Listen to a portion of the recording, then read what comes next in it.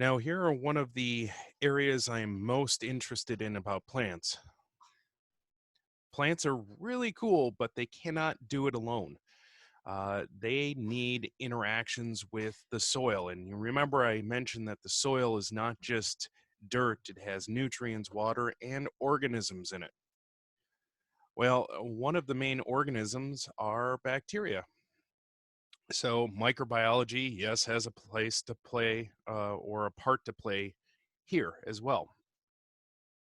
On the right, you will see these nodules. They look like big growths on these roots, and these are actually good things. These root nodules, if you look at the closer um, electron microscopy, key, microscopy um, picture, they have these little chambers with these little rods in them. They're called, well, some of them are rhizobium species. That's right, bacteria.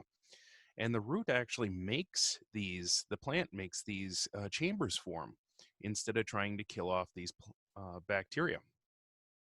It turns out the bacteria will take atmospheric nitrogen, which the plants can't actually utilize because it's a gas, and fix it into a form, a chemical form that they can use in the soil. Uh, Nitrogen, as you know from the earlier presentations, is an essential macronutrient for these plants. And it can be released as a gas by other bacteria and broken down in the soil and released as a gas. So these bacteria help out the plant by doing something called nitrogen fixation. This nitrogen fixation is found in many plants, um, soybeans especially.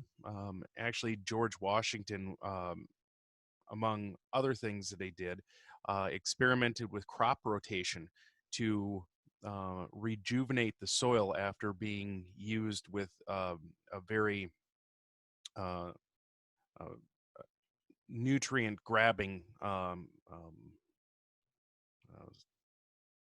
product,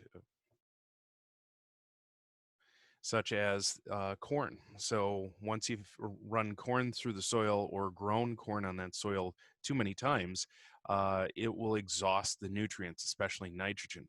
So they, and we still do this, put soybeans or some other nitrogen fixation plant back into the soil where the bacteria help rejuvenate it. Now, this sounds all well and good, but what do the bacteria get from that? Well, they get carbohydrates, those sugars that are made and stored in the roots. So this would be an example of a symbiotic relationship. Technically, it's called mutualism, where each organism gets exactly the same amount of good things for it to survive. But as Dr. Degner and our earlier now retired ecology professor, Dr. Bob Anderson, would say, there is no true mutualism out there. So they both get something out of this at the very least. And it's a very interesting interaction. What causes these bacteria to be accepted and have a home made for them when others are actively fought against in the soil? So, we have other examples of give and take here, and one of them is parasitism, where there is definitely some take by certain plants, but not a lot of give. The good example that the book shows is dodder. This brown vine doesn't even look alive, but it is definitely strangling out this plant. And if you look closer, and you can't see it here, but if you look closer at a microscopic scale, you could see little rootlets injected into the plant and into its phloem and xylem, sucking away some of its, well, lifeblood at that point. It does not really help out the host plant at all. That is the definition of parasitism. All the good things go towards the parasite and none go towards the host, and many times actively harm it. And then finally, at the bottom here, we have some very fascinating types of plants, a sunnydew. And if you ever go to um, mid-Maine, and it's a wonderful place. You can do whale watching over in Arcadia, but there is a very nice bog there. And you're saying, Dr. Henkel, a bog? Well, it has a very long boardwalk where you can go into this very large bog and you can see these sunnydews there, as well as pitcher plants, which are another type of carnivorous plant. But the sunnydews are really fascinating because they have these little sticky bulbs that draw in insects because they smell really good, but they're also very sticky. So when, say, an unwary fly uh, lands thinking it's going to get food, it gets stuck there. And then the leaf causes, there's a mechanical trigger that causes it to slowly close and wrap around that fly. If that wasn't bad enough, these little sticky ends also have digestive enzymes, which will, yes, that's right, digest the fly. And then all those nutrients are absorbed by the plant. Another carnivorous plant that most people know about are Venus flytraps, which are a lot smaller than you would think. But these Venus flytraps work on the same way. They still photosynthesize, but they also can supplement their energy input with, well, eating other things. So definitely in the carnivorous group. One other group of microbiology things or organisms I want to talk about are fungi. Uh, and fungi, usually we think of it as a bad thing, but in this case, it is very important for plants. On the right here are plants grown with and without fungi. And you can see that the plants grown with fungi, marked as mycorrhizae because that's the filament form of fungi, um, grew much better. And look at their root systems. They're much better adapted and much more, basically. But when we look really closely, we can see that the fungal strands are actually intertwined with the roots. And when we look even closer, down in this cross-section microscopy, you can see these fungal um, hyphae or threads actually integrate into the root system, tapping it. So this is a classic symbiotic interaction, verging on mutualism. The fungi can break down organic matter to make it more accessible to the plant. And what they can also do is increase the surface area of the root. So look at this small amount of a plant, and it is spread throughout the area there.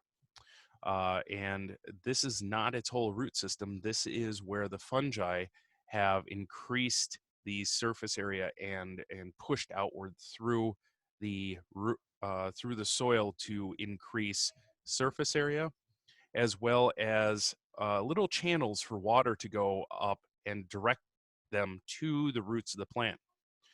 So this can be a very advantageous effect for plants. And as with the bacteria, some of these fungi will actually um, cause nitrogen fixation to happen because of their biochemistry. That's right.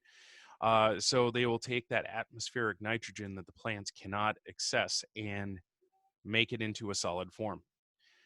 Yeah, they get sugar and sometimes other, such as amino acids from the plant that the plant makes that the fungi cannot. Also, this mycorrhizae, these fungi can also help um, fight against other infectious diseases or infectious diseases in general. So they can actually form a first defensive layer for the plant, allowing it to grow strong. Now, one more thing I would like to talk about is the whole idea of phytoremediation. We are starting to understand these plants better and what they can do, and use them to clean up environmental damage. The whole term for this is phyto plant remediation. bringing it back to where it once was. And previous generations, through well, ignorance that they were actually damaging something in the environment, or outright lack of caring, have damaged the environment. And what we're trying to do with these plants is actually fix that. For example, poplars are really good for removing nitrates from the soils. These are put around a lot of other areas that have excess pollution. Sometimes you see them around large fields, farming fields, to help reduce nitrogen runoff. Canola plants, which are found to, or we use and grow for canola oil, can pick up selenium. Selenium, which in small amount is good for us, but in large amounts is toxic and causes neurological toxic effects. So you can clean the canola will bring it up into its plant body, and then you can cut off the canola plant and remove that from the area. And finally, mustard plants, those small seeds can pick up uranium. So we're having hope that we can take a contaminated site and just plant a whole bunch of mustard plants, have them grow up, bring the uranium up into their plants, and then cut off the plants and store them somewhere safe. Um, or at least where they cannot contaminate anything. This is a long-term project, but I think this has a lot of or a lot of promise, really. So, phytoremediation, it's a good thing, and the more we learn about plants, the more options we have for fixing damage to nature.